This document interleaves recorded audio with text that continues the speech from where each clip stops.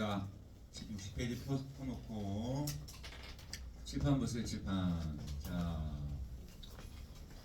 사회 불평등 현상에 대해서 보겠습니다.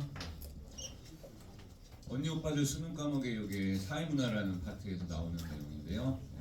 수능 과목에서도 되게 중요한 주제입니다. 자, 여러분 다 부자가 되고 싶어 할 거야. 열심히 공부한 이유도 거기에 있겠고, 이 중에는 나중에 대통령도 나오겠고 국회의원도 나오겠고 하겠죠. 또 누구는 열심히 공부해서 경망 있는 학자가 되거나 또 사회에서 또 이바지하는 훌륭한 또 인덕자가 될 수도 있을 겁니다. 흔히 우리가 이제 방금 얘기했던 경제적인 부 중에 정치적 권력, 사회적 명예 또는 이걸 위신이라고도 부르는데요. 흔히 이런 것들을 흔히 사회적 가치가 있는 것, 즉 사회적 가치가 있는 것이라고 부릅니다. 그러면 사회적으로 가치가 있는 것이기에 누구나 이 가치를 원합니다. 근데 안타깝게도 누구나 다 부자가 될 수는 없어요. 그렇죠? 누구나 다. 그래서 우리가 이제 부득이하게 저런 것들이 분배가 될 때, 나눠질 때 균등하게 나눠지기가 어려워요. 그래서 차등 분배.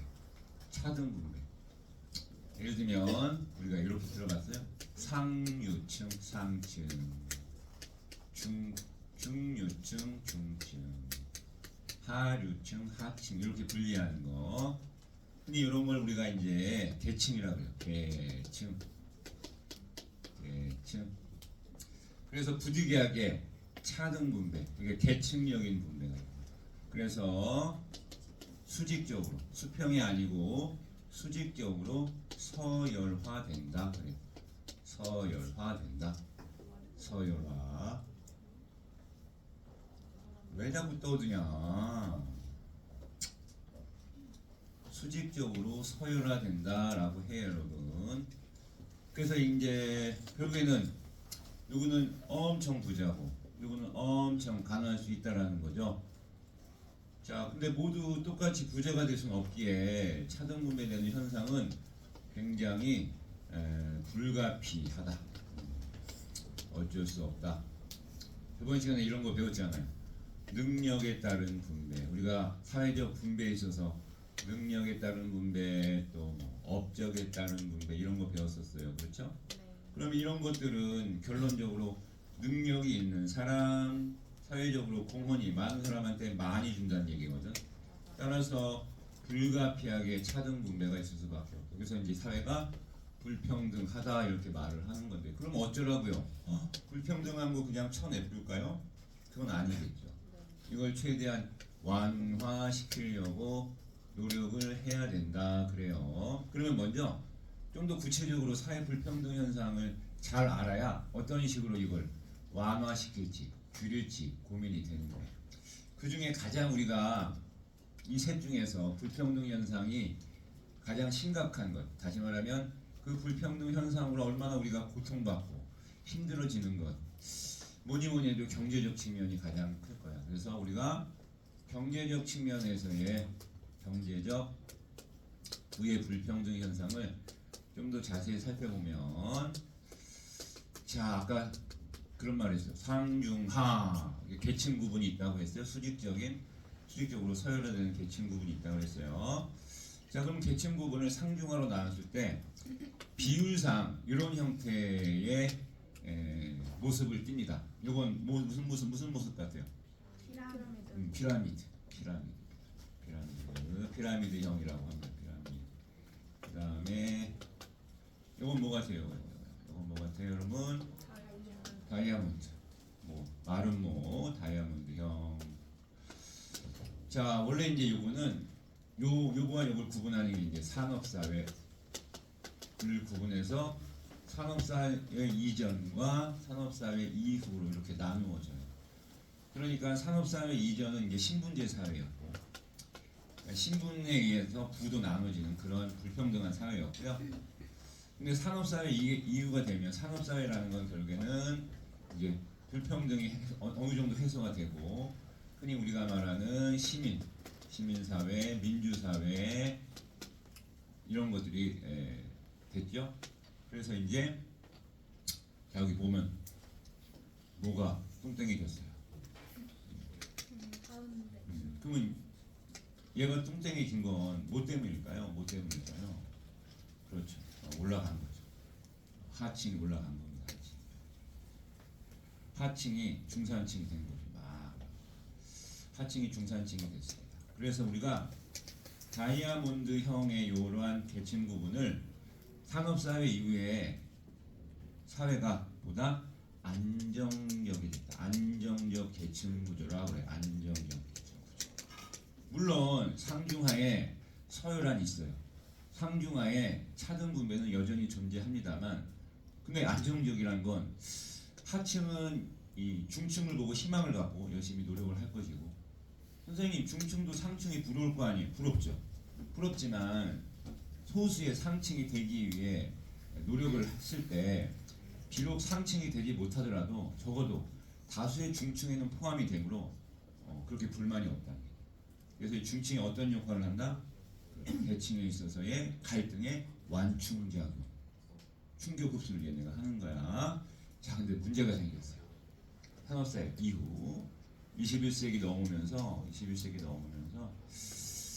사회가 급속도로 발전을 했는데 여러 가지 이유로 인해서 계층 구분이 이제 변하게 됐습니다. 뭐 이런 사회를 계속 유지한 사회도 있고요. 한데 이러한 계층 구분이 나타났어요. 이러한 계층. 이건 뭡니까, 여러분? 무슨 모양이에요, 무슨? 모래시계. 모래시계 아시죠, 여러분? 그러면 얘의 특징이 뭐죠? 그렇습니다. 중층이 제일 적습니다. 중층. 그럼 중층이 어디로 사라진 거예요? 그럼 다 어디 갔습니까? 다 어디 갔을까요? 맞습니다. 이게 몰락했어요. 우리가 이 중산층의 몰락이라고 부릅니다. 이 중층이 몰락하고요. 하층으로 전락했습니다. 왜 갑자기 하층으로 전락했을까? 여러 가지가 이유가 있겠죠. 여러 가지 이유가 있는데요. 뭐 우리나라만 보면 우리나라 같은 경우는 IMF 1900 엄마 아빠가 엄마 아빠 80년생 들어봐. 80년대생 엄마 아빠 대부분인가? 내리세요. 엄마 아빠 70년대생 그쵸? 내리세요.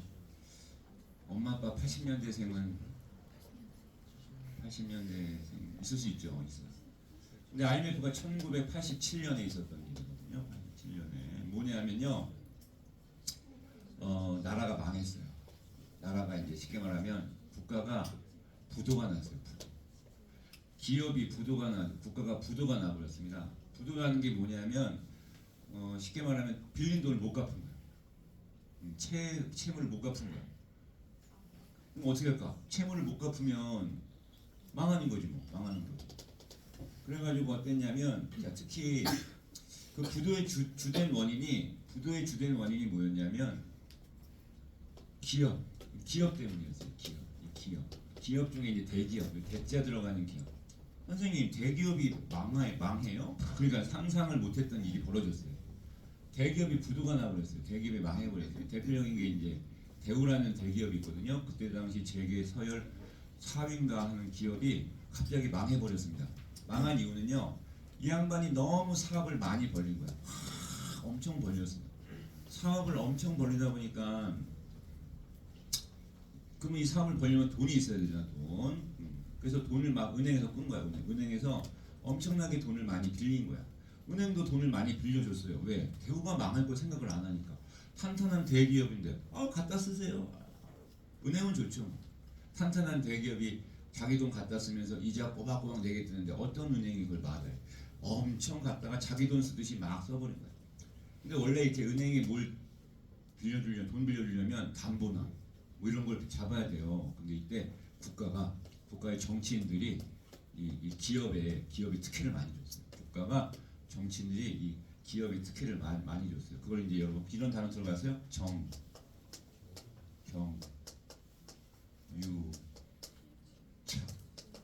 정치와 경제 권력이 유착, 서로 짜고 고스톱. 쉽게 말하면 부정부패가 있었던 거죠. 그래서 대우가 너무 사업을 많이 벌리다 보니까 이게 사업이 부도가 나니까 하나의 기업이 하나의 분야가 부도나니까 연쇄적으로 부도. 그래서 여러분 이때 대우라는 거대한 기업이 망해버려가지고 졸지에 대우가 엄청 큰 기업이었거든요. 졸지에 어마무시한 실업자가 나옵니다. 어마무시한 실업자. 갑자기 대우가 적어도 임직원 다 합하면 얼마겠어요? 엄청 많았어요. 엄청 많은데 뭐 그 실업의 여파를 인해 그 가족까지 다 하면 뭐 뻥 안 치고 한 400만이 피해요. 400만 명. 생계가 어려워진 거죠. 그러니까 졸지에 몰락하는 거예요. 더 무서운 건 뭔지 아세요? 은행이 돈 빌려줬잖아. 은행에 돈 받을 길이 없는 거야. 세상에나 은행도 망했어요. 근데 은행이 망하면 뭐가 문제가 될까? 기업이 망하면 기업의 직원들만 망하면 되는데 은행은 또 수많은 예금자가 예금한 걸 가지고 빌려준 거거든. 그러니까 일반 서민들이 은행에 맡긴 돈이 날라가게 생긴 거야. 우와, 정말 큰일 난 거야. 아주 난리가 났어요. 근데 생각해 보니까 국가가 이때 국민한테 사죄했어요. 죄송합니다. 저희가 잘못했습니다. 그러면 이 기업은 어떻게 하냐 이거고요. 근데 이 기업을 살릴 수는 없어. 기업은 이걸 어떻게 살려 이거 살려내기 어렵죠. 근데 은행은 살려야 돼. 왜? 은행은 왜 살려야 되냐면 이건 선량한 시민들이 한 푼 두 푼 모아서 예금한 걸 빌려줬다가 은행이 망해버렸으니까 이건 살려야 되는 거야. 이들을 보호하지 않으면 큰일 나는 거야. 큰일 나는 거야. 그래서 이제 부랴부랴 해외에 많은 자본들을 국가가 유치를 했어요. 유치를 하고 또 IMF라는 국제통화기금이라고 하는 돈 빌려주는 데입니다. 돈 빌려주는 데 여기서 돈 꾼 거야. 그러니까 IMF가 고맙긴 하지만 솔직히 IMF는 우리한테 돈 공짜로 빌려준 거 아니야. 이자 받아먹는 거야. 졸라 비싼 거 이제 엄청 비싸게 받아먹는데 돈을 꾼 거야 우리가. 근데 그걸 빨리 갚았죠. 우리가. 금모기 운동 모임을 빨리 갚았어. 자, 아무튼 간에 그래서 쫄딱 망했어요. 쫄딱. 이게 언제라고? 87년. 근데 어쩌라고 선생님? 자, 저기 한번 망했는데 큰일 났어요. 중산층이 몰락을 했는데 회복이 안 되는 거야. 회복이 안 돼. 회복이라는 게 뭐야? 다시 이렇게 중산층이 희망을 갖고 위로 올라와야 되는데 회복이 안 돼. 회복이. 그래서 87년 이후 특히 1987년은 우리가 좀 이따가 볼 건데 세계 경제 흐름상 이제 우리가 신자유주의 시장 경제라는 게 도래를 하거든요. 신자유 시장 경제. 신자유 시장 경제는 좀 이따 볼 건데 우선 이제 다시 경제를 부흥시키는 게 목적인데 경제를 부흥시키기 위해서 국가가 시장의 간섭을 최소화하고 시장에 맡겨 자율적인 시장 경제를 다시 북돋우는 게 목적이었어요. 그러면 어떤 문제가 생기냐면요. 기업 편이에요. 기업이 잘 돼야 국가가 산다. 이런 식의 마인드였어요. 그럼 좋은 거잖아요. 그러면 좋긴 좋은데 기업 편을 든다는 건 기업에 일하는 노동자 편을 든 게 아니에요. 그냥 기업한테는 혜택을 많이 줬어요. 그런데 노동자들한테는 혜택이 별로 안 돌아가는 거예요. 그러니까 실제로 이 하층이 이 중층으로 다시 올라가 줘야 되는데 그게 어려워지는 거예요. 그래서 우리가 흔히 이걸 뭐라고 부르나? 그렇죠. 사회 계층 구조가 이제 흔히 말해서 뭐가 되는 거야?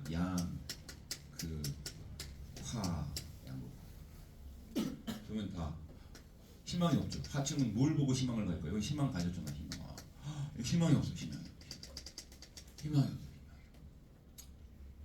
자, 그리고 더 문제는 뭐냐면 이게 지속화되는 거야. 지속되면서 어떤 문제가 생기냐면 지속되다 보니까 여기 위에 있는 부자들은요 계속 부자가 되는 거야. 부자는 계속 부자야. 계속 부자로 사는 거야.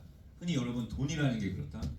여러분 나중에 이제 돈 이제 모으는 공부도 많이 하셔야 되는데 우리가 그런 얘기를 하죠. 1억 모으기 이런 말. 1억 모으기. 그럼 여러분 1억 어떻게 모을 거예요? 1억 모으는 방법 여러 가지가 있는데 한번 물어볼게요. 영원에서 1억 모으는 게 만약에 10년 걸렸다고 칠게요. 10년. 1억에서 100억 모으는데 몇 년 걸릴까요? 10년. 10억이라고 할게요. 10억. 자, 1억에서 0원에서 1억 모으는데 10년 걸렸어. 그러면 1억에서 10억 모으는데 몇 년 걸릴까? 1년? 왜? 빨리 모으죠. 아니 1억까지 10년인데 10억 모으는데 1년밖에 안 걸릴까? 응? 그래. 얘기인즉슨 그거야. 10년 걸려서 여기도 10배니까 그러면 이것도 10년인가? 아니에요. 돈이라는 놈은요 덩치가 어떠냐에 따라서 그 덩치에 따라서 돈이 부는 속도가 기하급수로 빨라집니다. 이 친구가 1년이라고 했지만 아무튼 10년은 안 걸려요. 짧게는 3, 4년. 그러면 10억을 모았죠. 그럼 10억에서 100억 모으는데 얼마 걸릴까? 이제 덩치가 엄청 커졌죠. 그렇게 오래 안 걸립니다. 그래서 우리가 1억을 먼저 빨리 모으라 이런 얘기예요. 빨리. 그러니까 이들은요 상류층은요 돈이 있잖아요. 그러니까 그 돈을 조금만 굴려도 덩치가 엄청 커지는 거예요. 엄청 커져. 돈이 돈을 버는 거예요. 근데 이걸 돈이 돈을 번다라고 하는 거예요. 근데 이 사람들은 뭐예요? 돈이 없잖아. 속된 말로 몸으로 때우는 거예요. 그러니까 근로소득밖에 없는 거예요. 근로소득, 월급쟁이. 그럼 이 사람들의 삶은 나아지지 않을까? 나아지지 않는 거예요. 현상 유지하면 잘하는 거. 오히려 더 떨어지면 떨어지고. 그래서 우리가 이걸 뭐라고 불러요? 빈부격차가 야목하는 빈부격차가 지속화됨으로 인해서 어떤 문제가 생기냐면요. 바로 끔찍한 일이 벌어집니다. 바로 대물림. 대물림이 뭐예요? 그렇죠. 부모 세대의 가난이 자식한테도 전가가 돼요. 세습화가 되버립니다. 이게 가장 심각하고 무서운 겁니다. 이게 가장 심각하고 무서운 거야. 벗어날 수가 없다는 거야. 오래되다 보니까 이 대물림이 부의 대물림, 빈부의 대물림이 계속 되다 보니까요. 이게 어느 순간부터 사회가 폐쇄적이 돼. 폐쇄적 사회가 돼. 그러면 폐쇄적 사회가 된다는 건 뭐냐면 상승 이동이 어려운 거예요. 상승 이동이 어려워진다는 거. 그럼 낙담하죠. 벗어날 수가 없는 거죠. 자, 요즘에 서울대학교 연대고대 나와도 취업이 안 된다는 얘기 들어봤어요. 왜 그러냐? 서울대 연대고대 한 해 배출되는 졸업생이 얼마일까? 서울대 연대고대 한 해 배출되는 졸업생이 얼마나 될까? 3천? 무슨 3천이야 아마. 서울대 새끼야 정원이 서울대만 해도 2만 명이 넘는데 새끼야. 정원이 새끼가 2만 명이 넘는데. 연대가 8천 정도 될 테고. 한 3, 4만 나오지. 3, 4만. 근데 봐봐 서울대 연고대 3, 4만이 나와. 그러면 서울대 연고대급 애들이 갈 그러니까 서울대 연고대급 애들이 가고자 하는 그 직장의 그 신입사원 선발이 3, 4만이 될까? 안 돼. 그러면 속된 말로 서울대 연고대 애들도 취업이 안 되는 거야. 그 흔히 원하는 그 대기업 흔히 레벨이 있는 직장에 취업이 다 안 돼. 그러면 어떻게 돼요, 선생님? 걔네들도 또 취업 재수를 하는 거야. 내년에 또 재수를 해. 그때 내년들이 또 뭐가 돼? 또 내년 졸업생이 또 있을 거 아니야. 뭔 얘기인지 알아? 경기가 침체되면요, 이 악순환이 계속 반복되는 거야. 하물며 그 밑에 있는 대학은 명함도 못 내밀어. 물론 그 밑에 대학 중에서 어떤 특출난 어떤 아이디어, 특출난 능력을 가진 소수의 몇몇은 되겠죠, 뽑히겠죠. 하지만 그냥 단순한 생각, 보편적인 생각만 보면요, 사실상 서울대 연구대를 졸업한다고 하더라도 지금 우리 사회가 속된 말 이거야.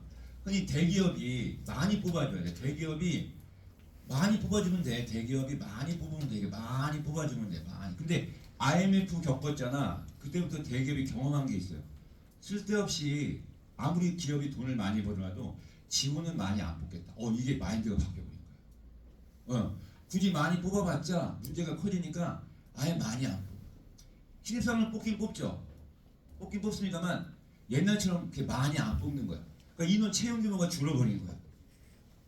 채용 규모는 줄었는데 해마다 졸업생은 계속 나와. 그러니까 너희를 보고 중경외시 이상 대학을 가야 된다는 얘기가 거기야. 아주 뼈저린 현실이고요. 그 아래 대학, 그러면 선생님 그 아래 대학 공부 취업도 뭐 하지. 중소기업까지 중소기업. 중소기업은 저번에 얘기했죠. 300명 이상을 고용한 기업의 작년 초봉, 잠봉, 연봉, 대졸 초임 연봉이 얼마나 했어요? 5,100만 원. 300명 이상이면 중견기업 이상. 그 이하의 중소기업의 1년 대졸 초임 연봉 연봉 평균이 얼마? 2,700인가 800. 그날 2,300만 원 차이 납니다. 옆에 친구 보세요. 지금 얘가 나보다 공부 조금 더 잘할 수 있어. 하지만 여러분 뭐래? 이 새끼 뭐 이러고 막, 이 새끼야 네가 나보다 공부 이렇게 하죠. 그리고 지금 주머니에 들여서 돈 꺼내 보세요. 너희 고만고만이 돈 몇 푼 없을 거야, 그렇죠?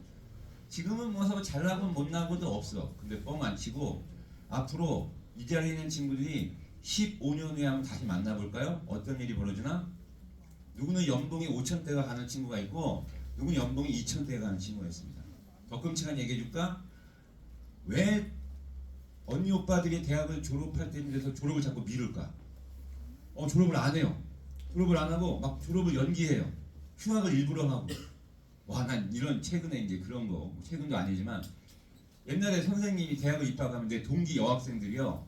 남자 군대 가잖아. 그럼 1학년 마치고 가면 한 2년 있다가 오면은 내 동기들은 3학년이나 4학년이 돼 있죠. 나는 이제 2학년 복학이고 이렇게 되겠죠. 아니면 뭐 2학년 마치고 가면 못 만날 수도 있어요. 내 동기들을.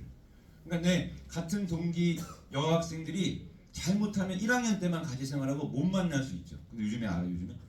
요즘에 다 봐요. 다 만나요. 왜? 여학생들이 군대를 안 가는데도 군대를 안 가잖아. 여학생들은. 그런데 여학생들이 일부러 휴학을 해. 군대 휴학이 아니야. 왜?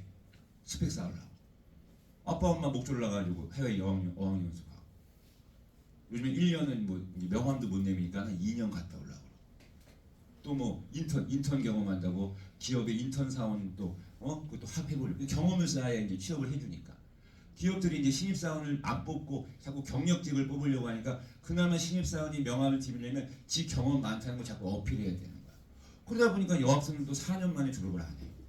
그래서 보통 2년 플러스하면 얼마? 6년. 요즘 여학생은 6년 다녀 웬만해서. 남들이 군대 가면 보통 6, 7년 다니거든. 6, 7, 8년 다녀. 근데 여자들도 이제 6, 7, 8년 다녀 그냥. 복학했는데 내 동기 여학생이 안녕 하고 손 흔드는 거야. 너 뭐니? 너 4학년이야? 아니 나 2학년이야. 나하고 같은데 너 군대 갔다 왔니? 어디 근무했어? 어느 전방인데 어디? 지원한 거야? 비유이시 그런다고. 나는 너 군대에서 뺑이 칠 때 이런 거 남학생이 비참한데. 나 군대에서 너 저기 땅 팔 때 얼음 10도 영하 10도 땅 팔 때 나는 어학연수 갔다 왔어. 여학생들 남학생들 빡 돌리죠. 남학생들 빡 돌리죠. 자, 뭔 얘기하고 싶어? 그러니까는 지금 이런 거야. 내가 눈이 얘기하지만 대학교 가서 너희 봐. 이 방학 때 우리 열심히 공부하는 이유 뭐지? MBTI T 뭐 나발이고 필요 없어. 우리 정말 현실 직시해봐. 뭐야 여러분. 이거 내신 잘 해야지. 대학 갈 때 수시 전형 뭐 기타 등등 기본 깔고 들어가는 것 때문에 이 개고생을 하는 거야. 이게 우리만 하는 게 아니라 전국에 다 한다니까. 너희 경쟁 상대가 의정부에만 있지 않다고 이놈들아. 좀 전에 제가 문자 받았어요. 강북세일에서. 강북세일 주력학교 21개 사회 교과서 뭔지 지금 나 문자 받았어요. 좀 전에. 내가 너희 이런 얘기를 제발 부탁해. 너희 S클래스 잘 들어. 강북세일에는 너희급 애들 반이 6개가 넘어요. 그리고 속된 말로 걔네들이 너희보다 공부를 좀 더 잘해. 잘할 수밖에 없죠. 왜? 걔네들은 사방팔방 뭘 시킨 게 졸라 많어.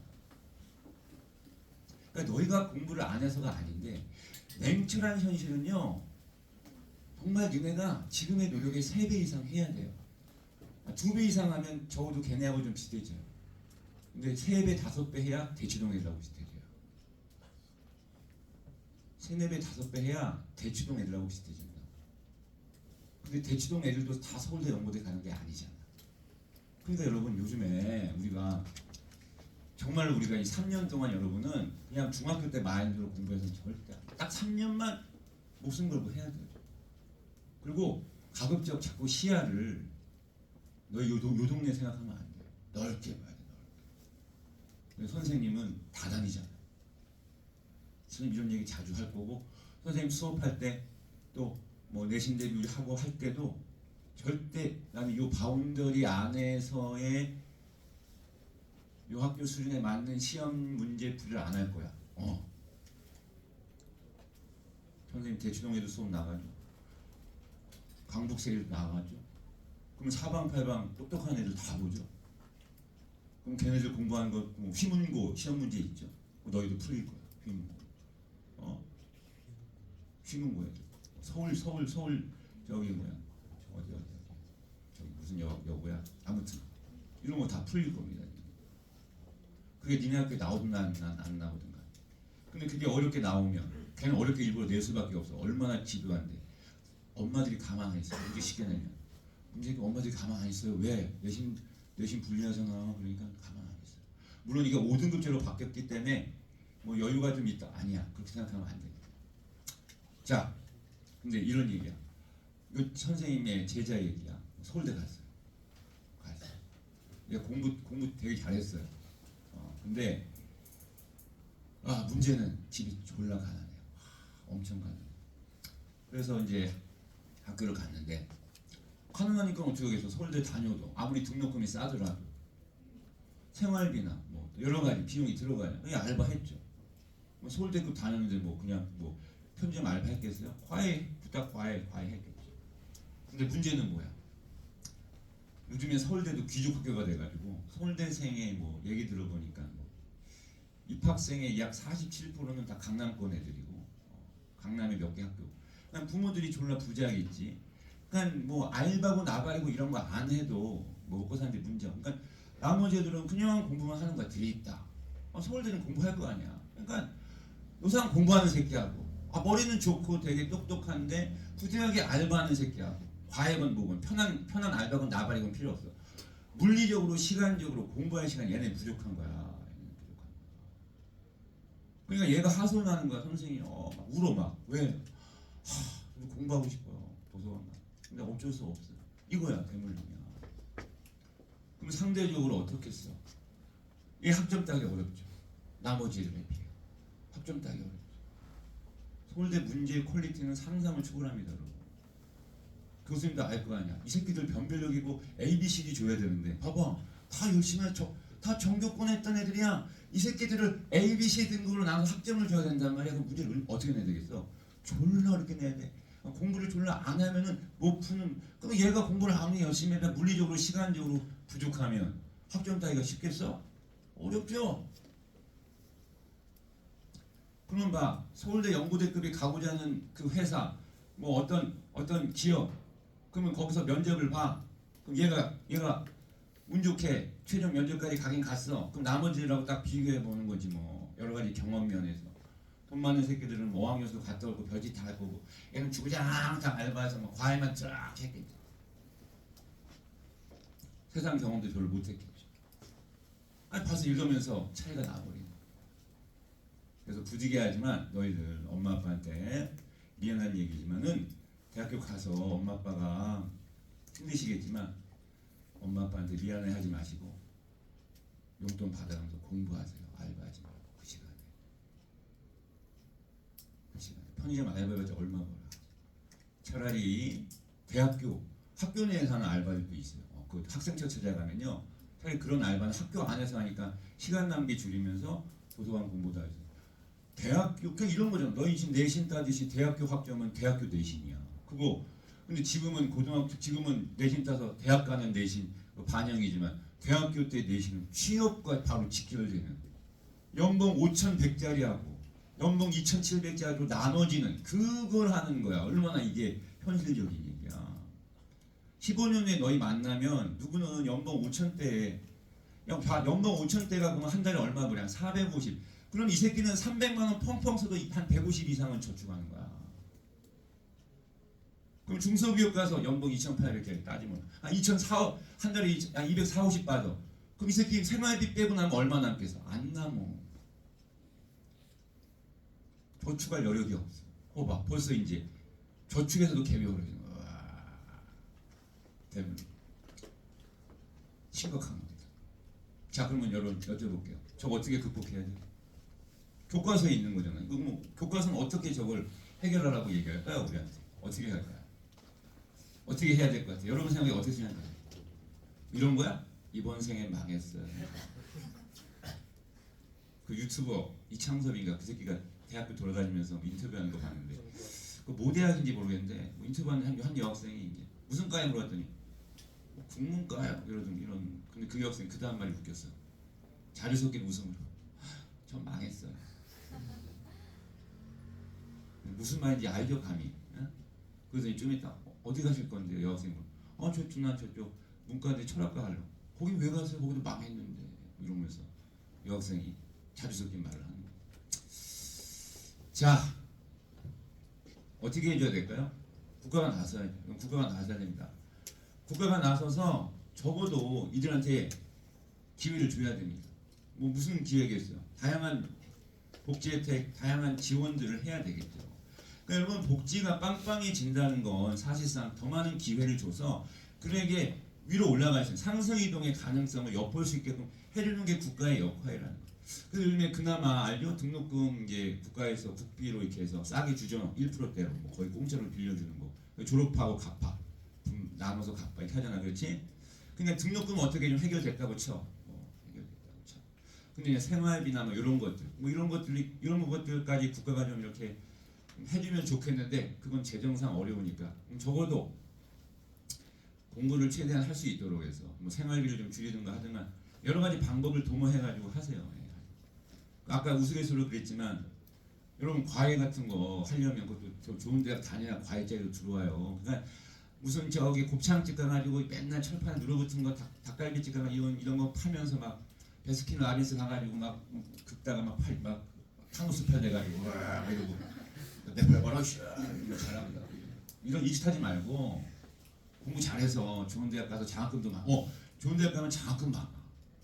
졸업한 선배들, 극과 졸업한 선배들이 주는 장학금도 있어요. 그런 거 받아봤냐? 그러니까 학교가 좋으니까 극과 출신 선배들이 사회에서 다 한 자리를 차지하고 있잖아. 그래서 우리 동문도 아니야. 우리 과 내 후배, 내 새끼, 내 후배들 줄 장학금 지네가 만들어줘. 대박이죠. 그런 거 보면 장학금이 많죠. 그럼 장학금 많은 학교 가야죠. 장학금 많은 학교. 그래야 이제 그 혜택도 가. 성적 장학금만 달랑 있는 학교 가면 망해요. 성적 장학금은 반에서 1명, 2명 줄까 말까요. 요즘엔 더 그런 장학금 받기는 어려워요. 자, 그래서 무섭다. 이 대물림, 이 셋은 무섭다. 이거 진짜 무서운 거다. 폐쇄력이 된다. 이거 이동이 안 된다. 이거 심각하다. 국가가 나서서 도와줘야 된다. 뭐 이런 겁니다. 아시겠죠? 자, 책 보세요. 자, 불평등의 의미 보자. 밑줄. 부권력 명예와 같은 것을 뭐라고 하냐. 맨 끝에 밑줄. 사회적 희소 가치라고 그래. 희소하다는 얘기는요. 사람 욕망 대비 양이 적다는 게 희소성이라고 그래. 차등분배 밑줄. 어쩔 수 없이 차등분배 불가피한 거죠. 그래서 집단이 어떻게 된다. 밑줄. 서열화. 서열화가 뭐라고 해? 다른 말로 계층화라고 그래요. 계층화라 쓰세요. 서열화 또는 계층화 그래. 계층화. 자, 그래서 이제 문제는 갈등이 심각해진다 이런 얘기고 대표적인 불평등. 자, 형광펜 사회계층의 양극화 주로 경제적인 측면입니다. 이건 경제적 측면의 양극화. 중간층이 없어졌어요. 쓰세요. 몰락이라고 써요. 중간계층이 비중이 감소했다는 건 하층화됩니다. 몰락한 거죠. 몰락. 그 양극단화되고 원인은 여러 가지가 있을 수 있겠죠. 나오죠. 여러 가지 뭐 교육 여건 뭐 등 나오는데 문제점 별표. 이게 문제점 다섯 개 하세요. 대물림. 이게 심각한 대물림이에요. 이게 지속화되면요 폐쇄적인 사회 구조가 됩니다. 쓰세요. 폐쇄적 사회 구조라는 건 뭐라고? 상승 이동이 어렵다는 얘기야. 상승 이동이 불가능해진다. 구조적으로 폐쇄화되는 거야. 이거는 구조적으로 폐쇄화된다는 거는 아예 틀이 그렇게 박혀버린다는 거야. 그러니까 자기의 노력만은 죽어도 벗어날 수 없는 그런 상황이 됐다라는 겁니다.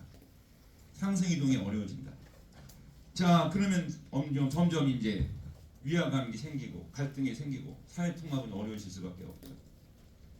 자, 그다음에 이제 공간 불평등이라는 건 쉽죠. 왼쪽 날개 보세요. 뭐 수도권과 비수도권, 도시와 농촌, 도시 지역 내에서의 격차, 뭐 이런 건 여러분 쉽게 알 수 있어요. 특히 수도권과 비수도권의 격차의 핵심은 국가가 돈이 없다 보니까 우리나라가 돈이 없잖아. 그래서 국가가 이제 적은 예산으로 투자를 하다 보니까요 거점 지역, 성장 가능성이 있는 거점을 지역을 정해서 거기만 집중 투자했어요. 그게 어디겠어요? 그게 수도권하고 저쪽에 남동 이메 쪽 아니었겠어요? 수도권하고 남동, 그러니까 여기만 졸라게 사람들이 그냥 나머지는 다 낙후했다 이런 얘기예요. 자, 그래서 좀 이따 보겠지만, 그래서 이걸 극복하기 위해서 한 게 이제 뭐 광역 도시도 만들어 봤어요.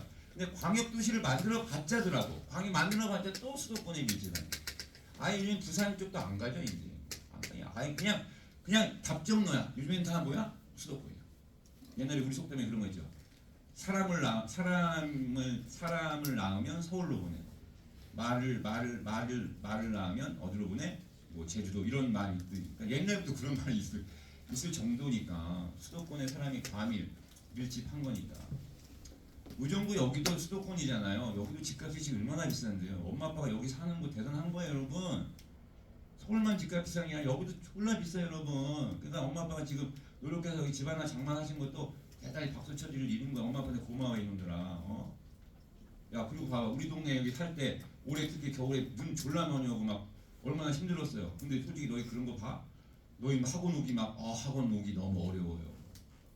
막 교통이 막 뭐가 단절되고 뭐 수도가 안 나오고 우리 이런 거 없잖아요. 근데 시골 동네 가면 안 그래. 정말로 못 다닌다고 못 다녀. 수도권에 사람들이 더 몰릴 수밖에 없는 거고 공간 불평등은 더 심각해질 수밖에 없는 거고. 자, 그다음에 도시 지역 내의 불평등.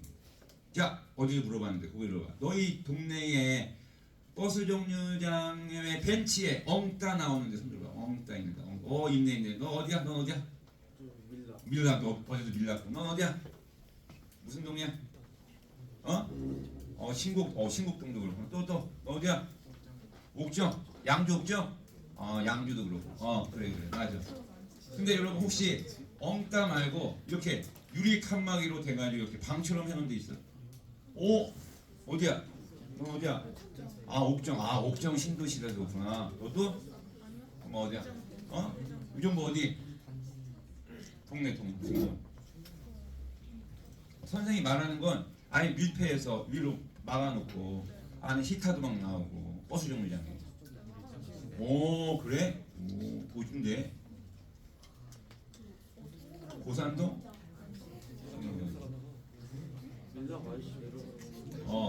지금 말한 의정부 몇몇 동네는 이제 최근에 지어진 신도시급이라서 그런 게 있나 봐. 근데 실질적으로 서울의 강남에 한번 가보세요. 거긴 죄다 그래요, 죄다. 와, 거기는 여름에 에어컨 나와. 야, 그 에어컨 나온다고 히타 정도가 에어컨 나와, 에어컨. 그리고 뭐도 있어. 핸드폰 자동 충전기 딱 있다. 엉따에 자동 충전하면서 히터 바람 때문에 에어컨 바람 때문에 있는 동네라니까. 도시 내 격차. 그치? 강북과 강남의 격차. 자, 그 다음에 밑에 가겠습니다. 사회적 약자에 대한 이거는 저번에 잠깐 했으니까 안 하고요. 맨 밑에 가세요. 사회복지제도 별표. 이거 중요합니다. 아까 얘기했죠. 국가가 나서야 된다고. 이거 어떻게 할 거야? 이거 극복이 안 된다고. 개인의 잘못이 아니거든요. 국가가 제도적으로 도와줘야 되는 거예요. 그래서 기본적인 조건은 무조건 좀 충족을 해주는 게 국가의 역할이다. 양극화 문제 이거 국가가 나서야지 개인이 할 문제는 아니다. 맞죠? 다음 페이지 올라가 보세요. 자, 사회복지제도 3가지 제도가 나오죠. 이거 별표 다. 이거 무조건 시험에 나옵니다. 너희 중간고사 때 이거 너희 학교 시험 때 이거 요 파트 나올 때 범위일 때 이거 안 나오면 선생님이 빵 사줄게. 무조건 나오고 100% 나옵니다. 시험지 들고 오세요. 선생님 저희 학교는 이번에 안 나왔는데 내가 들고 오세요. 무조건 빵 사드릴게요. 비싼 빵 사줄게요.